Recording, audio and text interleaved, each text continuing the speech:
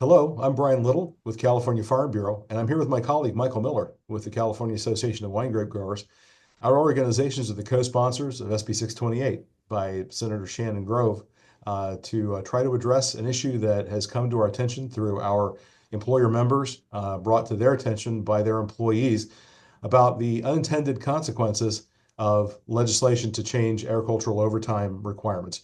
AB 1066 passed the legislature back in 2016, and it phased in 8-hour workday, 40-hour work week for agricultural employers and employees after many, many years of agricultural employers being able to have ag employees work for 6 10-hour days in a work week. The result of AB 1066, according to survey data and studies conducted by Professor Alexandra Hill with UC Berkeley, has been that agricultural employees are actually working fewer hours and earning less, which is exactly the opposite of what the sponsors of AB 1066, I believe, intended to have happen. So there's a need here to do something to try to fix that situation. We believe that SB 628 will be able to fix that problem. It's an overtime tax credit designed to reimburse agricultural employers for their cost of paying overtime, the overtime premium to employees. The premium people often refer to overtime as time and a half. This tax credit is a credit to defray the cost for agricultural employers of paying the half in time and a half. Oregon and New York have similar tax credits. AB 628 is designed to reimburse employers for the cost of paying overtime wages. So let's look at how the tax credit would work. It's important to remember that this is not a credit on income tax, okay? And the reason that we didn't go in that direction is because an income tax credit would come too late, in many cases, to make a difference for the employer. If the employer is looking at, I need to hire these people, I need to get the work done now, they can't wait until, several months later to get their reimbursement. They need it more immediately. So this payroll tax will help with that instead through a payroll tax credit. Additionally, if you're an employer who's in the red and you're filing a tax return where you're not making money because you're struggling right now in this difficult economy for agriculture, a tax credit for income taxes may not help you.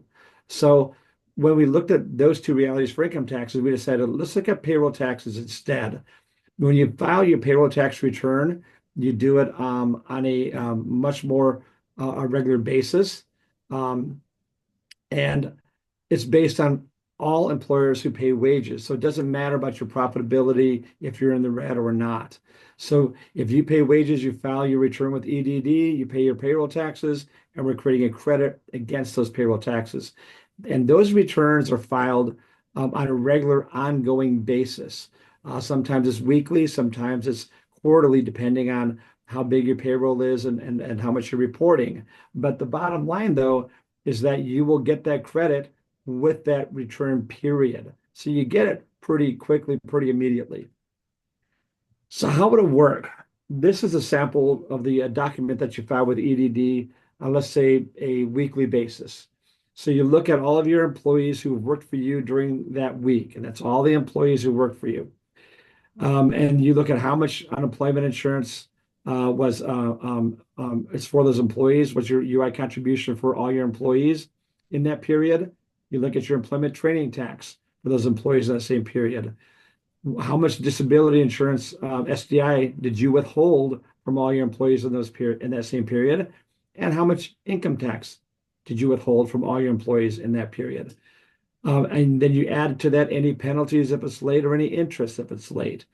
And that is a total that you pay to EDD on your, let's say in this case, the example would be a weekly return. That's your Form DE88 that you file online with EDD. So it's important to remember that this is for all of your employees working in that period. Okay, it's the aggregate number.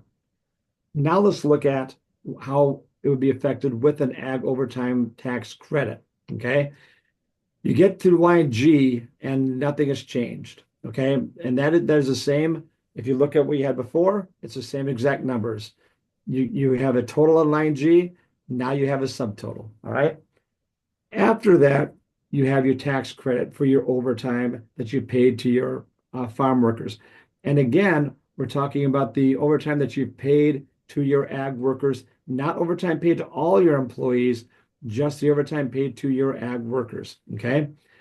People working in the vineyard, in the field, in the orchard. That's what you're talking about. They're covered under wage order 14.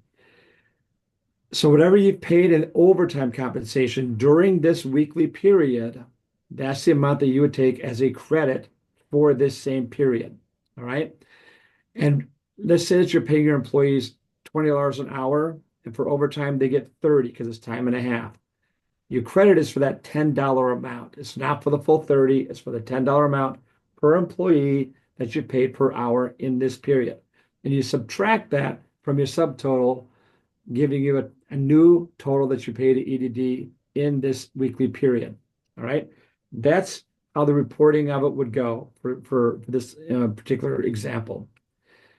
Now, it's important to know that the credit that you're going to get is capped at the personal income tax withholding amount for that period.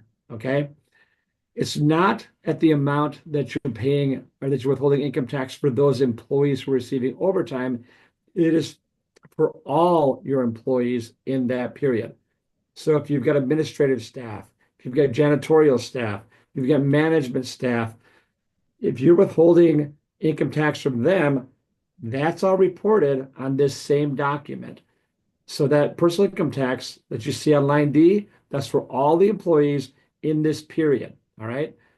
So that's why when you look at this cap, it's not just for those ag workers who are receiving overtime for working in the vineyard, the orchard, or in the field. And it's important to, yes, Michael, this tax credit is not going to diminish the amounts paid either by or on behalf of employees into the unemployment insurance trust fund, into the disability insurance trust fund, or into the employment training tax trust fund, correct? It's not going to in any way reduce those amounts. Those trust funds are all going to get the same amount of money they would have otherwise gotten, right? That is correct. That is 100% correct, because those amounts are unchanged by this report. Those amounts that are going into those funds, be it disability insurance contributions that are withheld from the employee's pay, or the unemployment insurance contributions and employment training tax that are paid for by the employer.